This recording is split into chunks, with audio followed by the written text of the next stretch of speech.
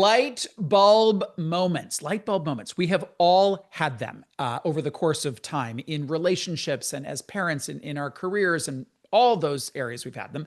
Hopefully, we've had them in the area of money too. And that is a real focus for Moolala over the next couple of weeks. We're going to be talking about lots of these different light bulb moments. Today, our focus is on estate planning and wills. And our guest is very well qualified to have this conversation. She is Erin Bury. She is the founder and CEO of Willful, which is an online estate planning platform. Hello there. Bruce, thanks for having me. So let's talk about this light bulb moment for you. When did you personally realize it was time for you to step up and create a will? Well, wills are not something we typically talk about at the dinner table or we learn about in school. So I really didn't know much about them until my husband's uncle passed away in 2015. And that was the light bulb moment where he had a will, but he had never talked about or planned for any of the other aspects like funeral and burial wishes, where important paperwork was stored. And we just saw how a lack of pre-planning could make it so much more stressful at a time when your family should be grieving. And naturally, if you've ever lost a loved one, you know that it causes you to contemplate your own plans. What would I want from a celebration of life? Would my family know what I wanted? And that was the light bulb moment where I thought, oh my goodness, my husband, my family would have no idea what I wanted. And so the place I'm going to start is the will. I made my second will. My first will was written just so I could write someone out of it because I was a very vindictive teenager, I guess. I was like, they will not have anything. Then I did my first proper will using one of those old timey will kits that you would get. Now there's a whole category. Willful's not the only player here. It is super simple to do. It's cheap. It's super simple. What do you find tips people over into taking the action to do it, given that cost is no longer a barrier? 10 years ago, it was $1,000, right? Like, took a lot of work and all that. That objection has been removed. Absolutely. I mean, that's the whole point. Just like tax software, I think, changed the category where you could get your taxes done for a really affordable cost instead of having to go to an accountant. It's the same with online will software, where you can now get estate plans done online for sub $100 in 15 minutes from your couch. We still have this hesitancy around thinking about or planning for our own mortality, though. I mean, it's uncomfortable to think about. It's not something that we jump to, much like taxes. And so the biggest barrier isn't cost anymore. And the biggest prompt to do these things, to get that procrastination out of the way, is a major life change. The number one being having a child, buying a large asset like a home, getting married, getting divorced. Like you said, Bruce, got to make sure those people are out of the will. Those tend to be the big life moments that make you think, okay, this is about more than just me. I want to plan for my family. I want to plan for the next generation. I want to make sure that the people that I want to get my assets are getting them, not my ex. And yet the stats are not supportive of our shared commitment to get every single adult Canadian to have a will. What are some of the conversations that we need to either have or have more often to provide a catalyst for people to flip the switch for themselves? I think there's this misconception that you don't need to get a will until you are old or rich. And it's this idea that once a will is in place, it's in effect until you pass away. Even if you only have $500 to your name now, do you want the government deciding where that goes? Which is what happens if you don't have a will. Do you want your family scrambling? We all hope that we live to be 100 and we die multimillionaires and pass that wealth on to the next generation, but it doesn't always happen that way. So, like life insurance, this is something that never benefits you. And that's really the unlock for me and the way that we communicate at Willful. This is a gift that you're giving your family. This removes that anxiety from your shoulders. And again, it seems like something that you can put off until tomorrow, until it's too late. So don't be that family member that leaves the mess behind, especially when, to your point, you don't have an excuse anymore. It's not super expensive. It doesn't take a long time. You don't have to make appointments in lawyers' offices to get this done. So what's the excuse now? And I love the empowered and positive way that you framed that. Sometimes I do that. Sometimes I frame it in the most negative way. And that is, here's the consequences. If you don't do this, this is what this looks like. Can you talk a bit more about those who pass away who don't have their affairs in order in this way? The financial hit, the amount of work it is for a family member to process all of the paperwork and pay the final taxes and do all those sorts of things. How bad can it be if you don't have your will set up?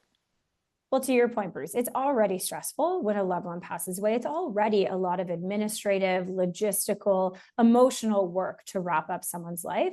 If you don't have solid plans in place, both a will, as well as life insurance, as well as documented passwords and, a list of accounts for your executor, it's just going to be that much more hunting on their part. The courts are going to have to step in to appoint an executor to wrap things up.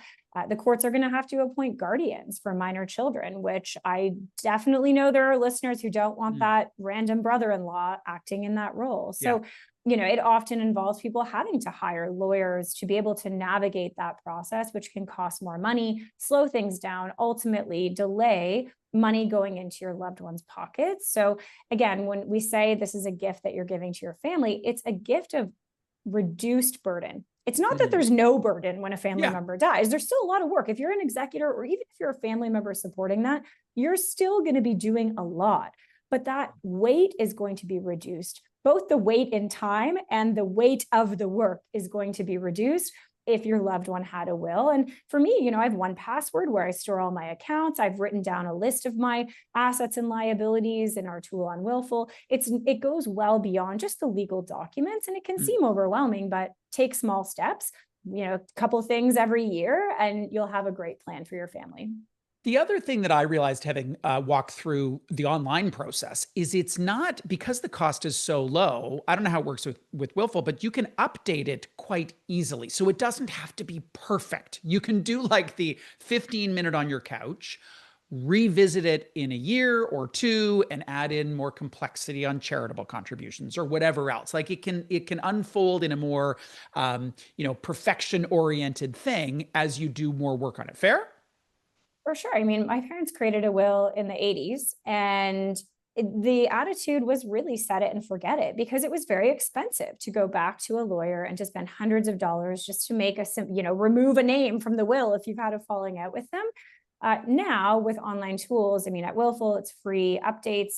So you do have to re-execute the document, sign it, witness it again, but the actual updates themselves are free. So to your point, when I think about getting a will, it's about progress, not perfection. Having something in place is key.